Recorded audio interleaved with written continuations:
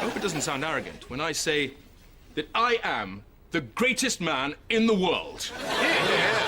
Beware spoilers. Spoiler alert. This episode drops a lot of bombshells in terms of surprises. Or it would have done if they hadn't all been obvious from almost the start of the series. Sadly, Amazon got the fuses so wrong on those bombshells that most fizzled like duds back in episodes 1 and 2.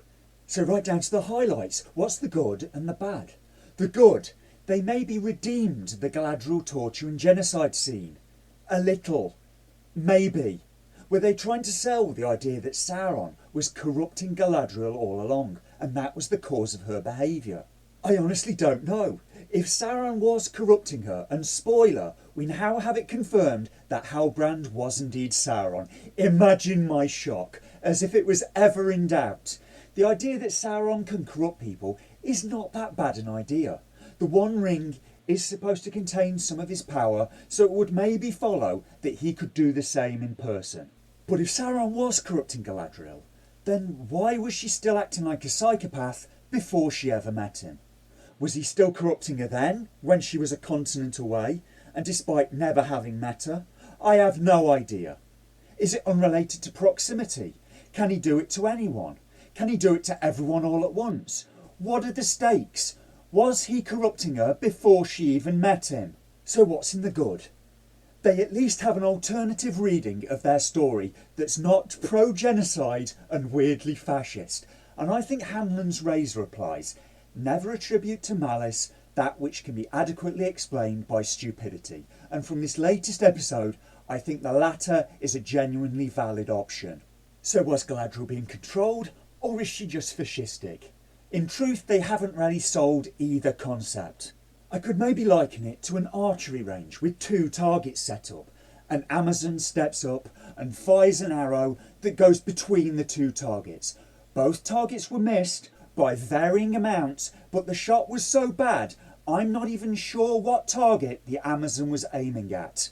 Or maybe it's more like the story of Monkey Jesus. If you don't know that story, it's terrible and tragic and funny all at the same time. It involves a painting called Behold the Man in the Sanctuary of Mercy Church in Borja, Zaragoza in Spain. It's a fresco painted circa 1930 by the Spanish painter Elias Garcia Martinez, depicting Jesus crowned with thorns.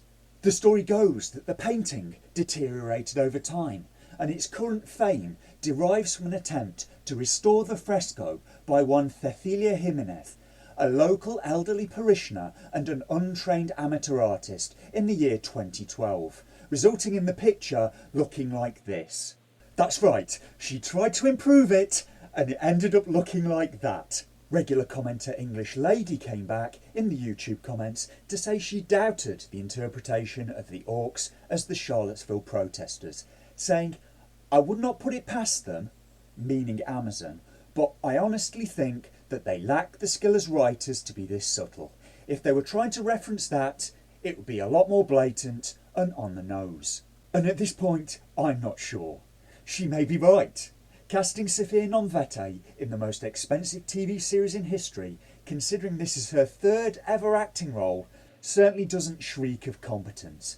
And I repeat, her 2nd role was in a children's TV game show called Swashbuckle from 2019, where she played the character of Captain Hey-Ho. Right, I am so hungry for my seafood a la slurp. Is it ready yet, Cook? I'm just about to start making it. So on one hand, it's good that they added an alternative, non-fascist reading of the plot. On the bad, the different reading doesn't really work either, and they also badly butchered Tolkien's story. Still, I'm going to give them a higher grade for this episode at least, for trying to mend some of the horrendous damage from episodes 6 and 7. The show opens on Totally Not Gandalf as he travels alone through a forest. He notices a small figure watching him and darting between the trees. He follows them, and at first it appears to be Nori Brandyfoot, but it isn't. It's instead one of the 3 mystery women that have been tracking not Gandalf, these being the Dweller, the Ascetic and the Nomad, and it seems the Dweller can shapeshift. The three bow to him and hail him as their Lord Sauron, and I don't believe it for a second. My immediate thought was, just because the three women said it, it doesn't make them correct, and it could be a case of mistaken identity. I didn't buy it because Halbrand is now wending his way to Eriador, where the rings are forged in the story, just as Celebrimbor is there with some mithril, desperately wanting to forge something. We then cut to Galadriel and Halbrand as they race to Eriador to try and save his life. And Galadriel says that they've been travelling for 6 days.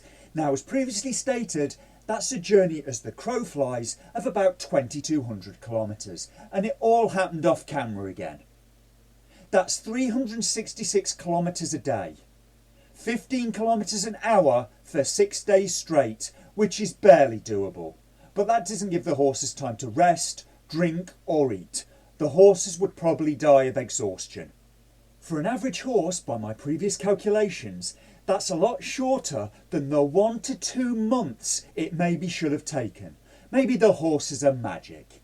Magic is a hell of a lazy get out of jail free card, and unless its boundaries are well defined, there's kind of no stakes left to the story after you use it. Meanwhile, the elves are losing hope. They do not have enough mithril to save themselves. So the elven healers treat Halbrand, and then Halbrand goes to see Celebrimbor, and the writers fully give the game away. Halbrand seems to be walking just fine now, and I have no idea how much time is supposed to have elapsed.